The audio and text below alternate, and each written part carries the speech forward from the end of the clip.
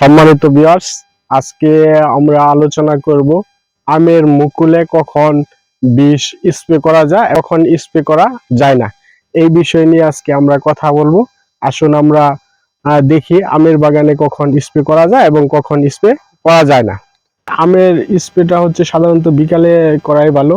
আর আমের কোন স্টেজে, মানে মুকুলের কোন স্টেজে হচ্ছে আপনি আমের ওষুধ স্প্রে করতে পারবেন। একটাই স্টেজ হচ্ছে মুকুল আসার আগে আগে কিছু পরিচর্যা আছে, যেগুলো হচ্ছে মাকড়নাশক দিতে হয় এবং ছত্রাকনাশক দিতে হয়।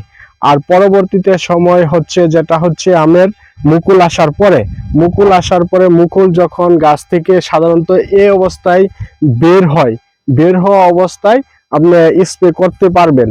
আর যখন আমের মুকুলে আসার পরে ফুলগুলা এইভাবে ফুইটা যাওয়ার পরে এই সময় কিন্তু কোনো ধরনের স্প্রে করা যায় না।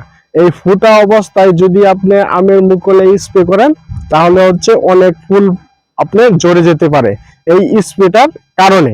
এই জন্য আমরা সাধারণত এই সময়ে স্প্রে করব না, স্প্রেটা করব হচ্ছে আম মুকুল আসার পরে ফুলটা ফুটার আগে স্প্রে করব। আর দ্বিতীয় স্প্রেটা হবে হচ্ছে আমের যখন গুটি হবে, আমের যখন মার্বল দানা হবে বা ওই সরিষার মতো সূক্ষ্ম দানা হবে, যে দেখেন কিছু কিছু এখানে আছে, ওই সূক্ষ্ম যখন এরকম ভাবে দানা হবে তখন আমরা স্প্রে করতে পারবো। তখন কি স্প্রে করব? তখন স্প্রে সময় হচ্ছে আপনার ডেল্টামেথিন গ্রুপের কীটনাশক পার লিটারে 1 মিলি।